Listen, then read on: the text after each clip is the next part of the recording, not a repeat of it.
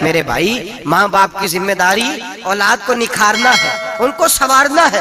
روزی روٹی کی ذمہ تو اللہ تبارک و تعالیٰ نے لیا ہوا ہے، جو ڈیوٹی اللہ کی تھی وہ معاذ اللہ ہم نے اپنے ذمہ لے لی ہے۔ اولاد کو رزق حلال کی تربیت کریں، انہیں حکم دیں کہ وہ ہاتھ نہ پھیلائیں، انہیں کہیں کہ وہ محنت کر کے کھائیں، لیکن اصل تو ان کا اخلاق سنوارنا ہے۔ بچے ہمارے ان کی پوزیشن اتنی خراب ہو جاتی ہے، ہم لاڈ پیار میں اتنا ضدی کر لیتے ہیں۔ جب جس بچے کا ماں باپ کے ساتھ گزارا نہیں، بتلائیے وہ بیوی کے ساتھ گزارا کرے گا؟ جس کا ماں باپ کے ساتھ وقت نہیں گزرتا وہ بہن بھائیوں کے ساتھ گزارے گا؟ جس کا ماں باپ کے ساتھ وقت نہیں گزرتا وہ کولیگز کے ساتھ وقت گزارے گا؟ کس طرح وہ اپنے آپ کو، میرے نبی کریم سید عالم صلی اللہ علیہ وسلم نے ڈیوٹی لگائی کہ ماں باپ اپنے بچے کی تربیت کریں، انہیں اللہ سے جوڑیں۔ تکلیف میں وقت گزارا جناب اسماعیل نے۔ ایک روایت ایسی بھی ملتی ہے کہ 13 سال حضرت ابراہیم پلٹ کے گئے نہیں بیٹے کا پتہ لینے، لیکن جب بھی بیٹے نے ماں سے باپ کے بارے میں پوچھا کہ میرے والد کیوں نہیں آتے، تو ماں نے ایک ہی لفظ کہا، بیٹے جناب ابراہیم اللہ کے نبی ہے اور اللہ کے حکم سے ہمیں چھوڑ گئے ہیں۔ ایسی تربیت، ایسی ٹریننگ، بچے کے ذہن کو بدل ڈالا، اسے اللہ والا بنا لیا۔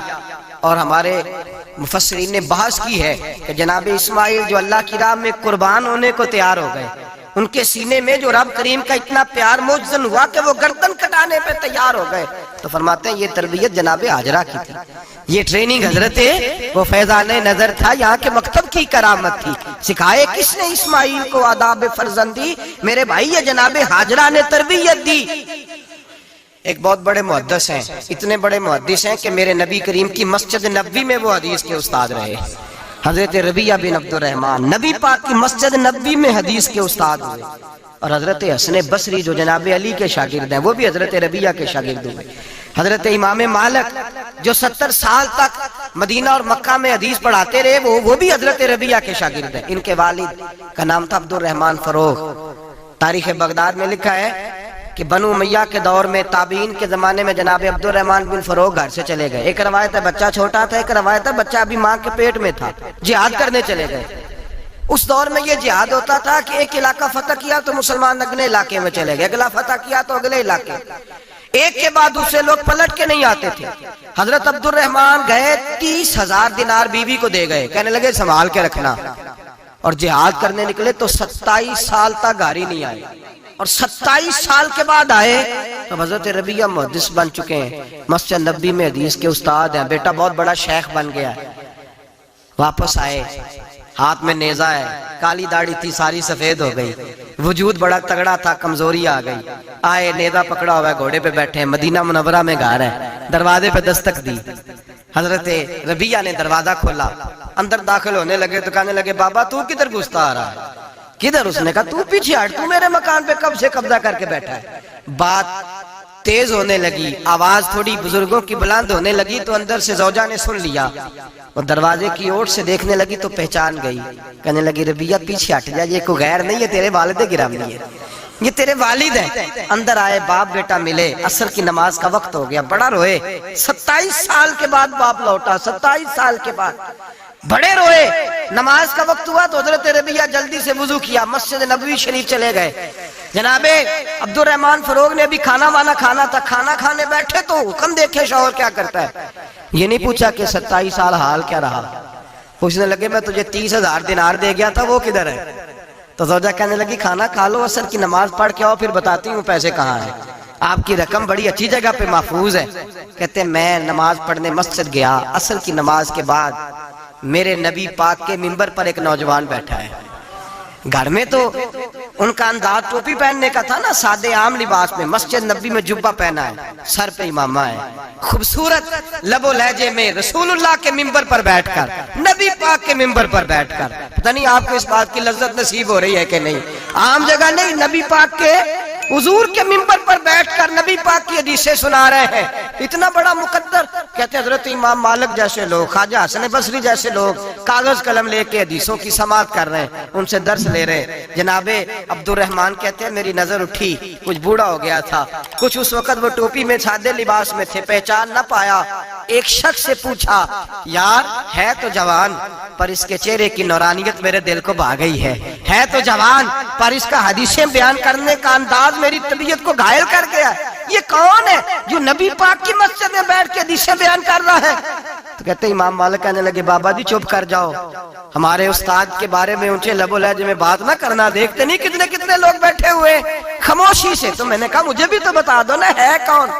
تو کہنے لگے کوئی عبد الرحمن فروغ نام کے بزرگ ہیں، یہ ان کے بیٹے ہیں، ربیہ نام ہے۔ کہتے ہیں جب لفظ کہے تو میرے آنسو چھلک کے باہر آئے اور میں حضور کی مسجد میں گر گیا اور رونے لگا کہ یہاں اور میرے رسول پاک سید عالم صلی اللہ علیہ وسلم کے منبر پر اور میرا بیٹا۔ کہتے ہیں میں تڑپ کے گھر گیا اور گھر جا کے میں نے اپنی بیوی کو جب دیکھا تو میرے آنسو نکل گئے۔ میری بیوی سمجھ گئی کہ یہ میرے محدث بیٹے کو دیکھ آیا ہے۔ کہتے ہیں بیوی رو کے کہنے لگی میں نے آپ کے 30,000 دینار آپ کے بیٹے کو مصطفیٰ کریم کی حدیث کا استاد بنانے میں خرچ کر دیا، میں نے وہ 30,000 دینار خرچ کر دیے، 30,000 دینار آپ کا بیٹا میں نے۔ تو کہتے ہیں میں اپنی بیوی کی طرف دیکھنے لگا، میں نے کہا قربان جاؤں، میں اگر اللہ کے دین کے رستے میں تھا تو نے میرے ساتھ نیکی کی ہے، میرا بیٹا بھی دین کے رستے پہ لگا دیا۔ میرے بھائی اللہ سے جوڑا، اللہ سے جوڑا ان لوگوں نے اپنی اولادوں کو، رب کریم والا بنایا ان لوگوں نے اپنی اولادوں کو۔ اور پھر جب ارشاد فرمایا کہ چھوٹی چھوٹی برائی، ایک لقمہ حرام سے بھی وہ لوگ بچے، اور پھر جو آیت نمبر 18 نے کہا کہ وَلَا تُصَغِّرْ خَدَّكَ لِلنَّاسِ، بیٹے منہ پھیر پھیر کے نہ جا، پھیر پھیر کے نہ جا۔ اگر آپ ناراض نہ ہوں تو ہم تربیت دیتے ہیں، کہتے ہیں اس بچے کے ساتھ نہ پھرا کر، یہ غریب ہے، اس کے ساتھ نہ پھرا کر۔ وَلَا تَمْشِ فِي الْأَرْضِ مَرَحًا، حضرت لقمان بیٹے سے کہتے ہیں منہ پھیر پھیر کے لوگوں سے بات نہ کر اور اکڑ اکڑ کے نہ چل۔ إِنَّ اللَّهَ لَا يُحِبُّ كُلَّ مُخْتَالٍ فَخُورٍ، اللہ کو وہ پسند ہی نہیں جو اکڑ اکڑ کے چلے اور اترائے۔ ابھی بھی رواج ہے، کہتے ہیں دوستی لگانا تو اپنے برابر کے دوستوں سے، ایسے نہ ہو ہمارا سٹیٹس ہی نہیں۔ ابھی بھی وہ فرق جو تو سید بھی ہو، مرزا بھی ہو، افغان بھی ہو، تم سبھی کچھ ہو، بتاؤ کہ مسلمان بھی ہو۔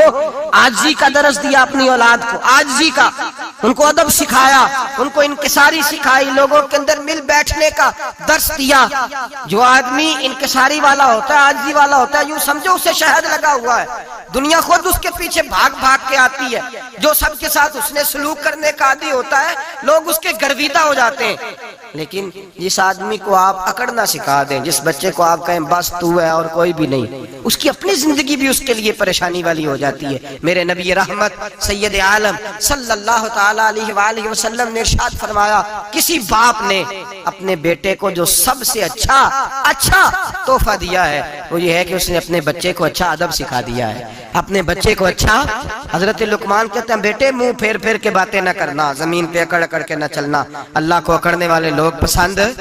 ہارون رشید نے امام نسائی کی ڈیوٹی لگائی کہ میرے بیٹے کو حدیث پڑھائے گھر آ کے، تو امام نسائی کہنے لگے یہ نبی پاک کا دین ہے، یہ میں اس کو رسوا نہیں کر سکتا، جس نے پڑھنا ہے میرے پاس آ کے پڑھے، اور جہاں سب بچے بیٹھتے ہیں وہیں پڑھے۔ ہارون رشید کہنے لگا حضور آپ کیا سمجھتے ہیں، میں نے بھی تو آپ کو آزمانے کے لیے یہ جملہ کہا تھا، یہ وہیں آ کے پڑھے گا جہاں سارے غریبوں کے بچے پڑھتے ہیں۔ اب تو روز استاد کٹہرے میں کھڑا ہوتا ہے، اسکول کے استاد کا تو مجھے نہیں پتا، پہلے مدرسے کا استاد تو روز بیچارہ ہاتھ باندھ کے چودھری صاحب نے کہنے سے میرے منڈے نو مارے تو 8,000 کا مولوی ہے، اور میرا بیٹا تو 8,000 کے روز گول گپے کھا جاتا ہے، میرے بیٹے کو تو نے مارا ہے، تجھے اپنی حیثیت کا پتہ ہے؟ روز استاد کٹہرے میں کھڑا ہوتا ہے، بچے فری میں مفت میں حافظی مفت میں حفظ کراتے ہیں، خدا جانے محترم کتنی مشکل سے ادارہ چلاتا ہے، اور بچے کے ماں باپ آ کہتے ہیں بلاؤ مولوی صاحب کو، اس کی طاقت کیسے ہوئی میرے بچے کو مارا ہے؟ وہ مولوی وہ جو کل دانے لینے آیا تھا وہ آج میرے بچے کو مارے گا؟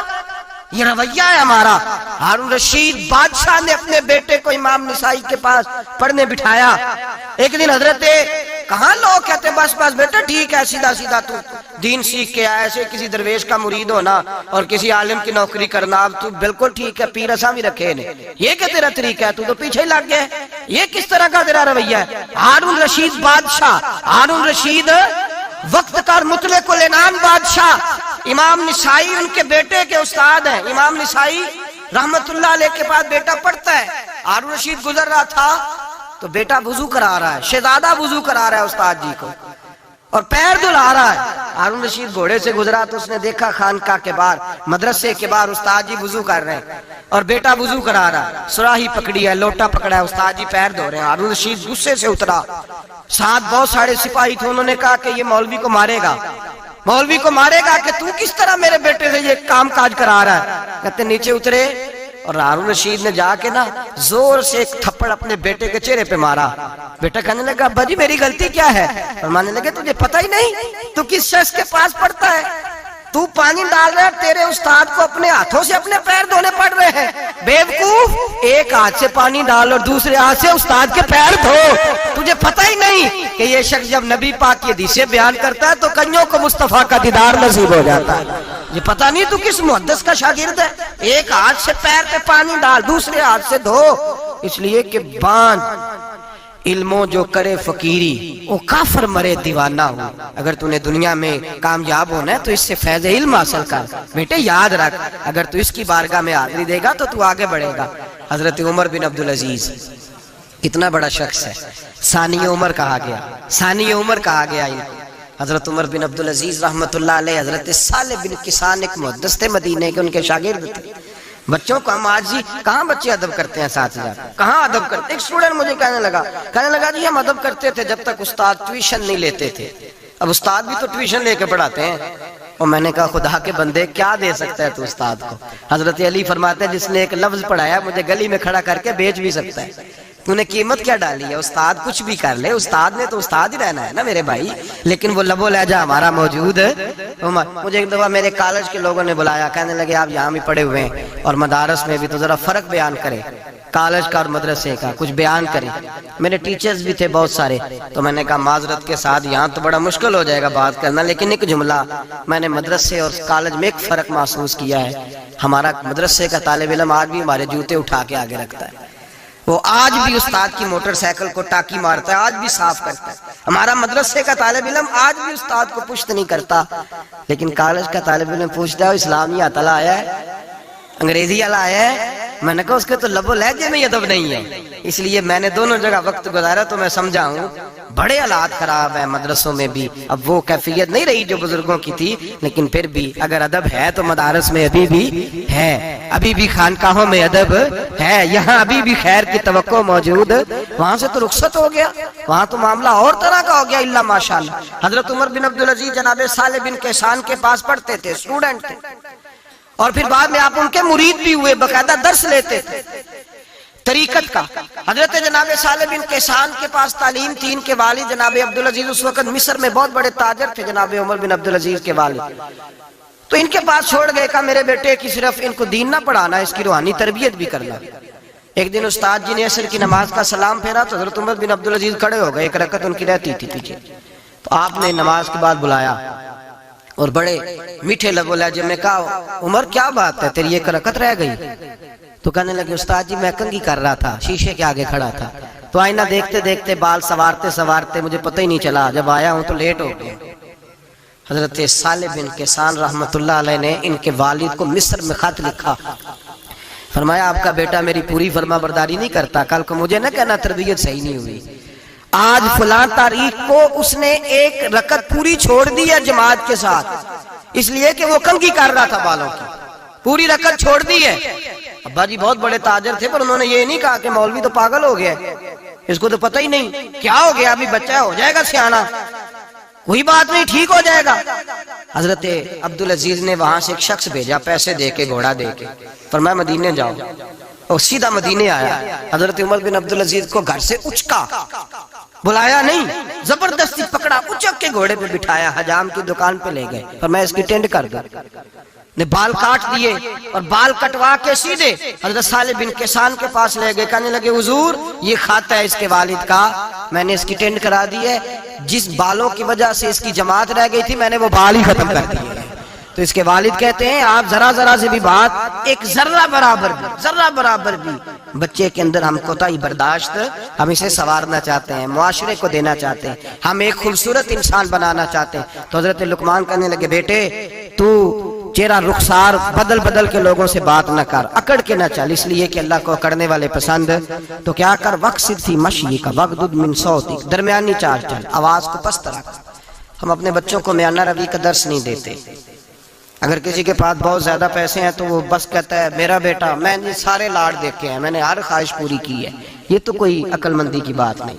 ضرور خواہشات پوری کریں، اگر ہے تو کنجوسی کرنے سے منع کیا نبی پاک صلی اللہ علیہ وسلم. لیکن بچے کو معتدل رکھیں، اسے دھوپ اور چھاؤں دونوں کا پتہ ہونا چاہیے. اگر زمانے میں کبھی کڑی دھوپ آ جائے تو اسے اندازہ ہو کہ میں نے یہاں کیسے کھڑے ہونا ہے. اس کو درمیانہ اور میانہ روی کا اسے درس دیں، اسے پتہ ہو.